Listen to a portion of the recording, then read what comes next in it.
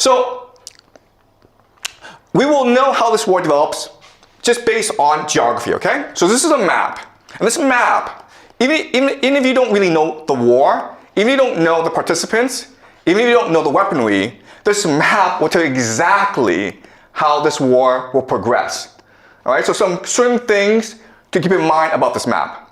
This is what we call this area, okay? Really small, it's 33 kilometers wide, okay? People can swim across it. It's really, really narrow, okay? This small area, guys, it's called the Strait of Hormuz. All right? And it's important because it's really the center of the world. This one area is the nexus, the pivot of the world. Let me explain why. First of all, from the GCC, you have 20% of all the world's oil flowing through this narrow strait. Where does it go, guys? It goes to Asia, India, Pakistan, South Korea, China, Japan. India depends on 60% of its oil from this area. China depends on 40%. Japan, 75%. Prime Minister Takeichi of Japan has said that, listen, if the Strait of Hormuz closes, we will run out of oil in about 8-9 months. The entire Japanese economy would collapse in 8-9 months if the Strait of Hormuz were to close. And guess what? The Iranians have closed the Strait of Hormuz. Okay? So we can expect that the entire global economy will suffer greatly over the next few months. All right, so that's point number one. Point number two is, okay, so the GCC sends oil across the Strait of Hormuz, and what do they get back in return? Food, guys. All right, so people don't appreciate the GCC, but it is really the linchpin of the American empire. Because what is the American empire? The American empire is the petrodollar. All right? The idea of the petrodollar is this. The US dollar is worth nothing. It's only valuable if people want it. But the GCC says that if you want oil from us, you have to pay us in US dollars. Okay? Then that is the basis of the value of the US dollar. So, if the GCC collapses, the American economy and the American empire both collapse at the same time. The problem, though, is that GCC is an artificial construct of empire. It does not exist naturally. Why? Because there's no food, there's no oil, no water. Okay, guys? No food, no water. So these cities are able to grow in the millions because of all these petrodollars flowing in. If you close off the Strait of Hormuz, there's no food coming in, right? They're all going to starve. How much food does the GCC get from overseas? 80%. 80% of all the food it consumes comes from overseas, that it imports. It doesn't grow by itself, it imports. All right?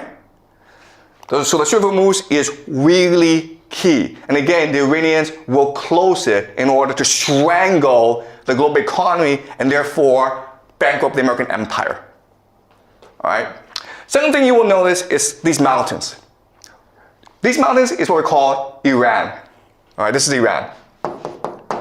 This is GCC.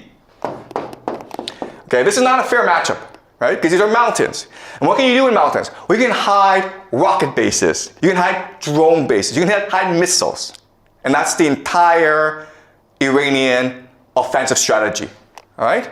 From here, they can hide missiles and drones from which to attack the GCC.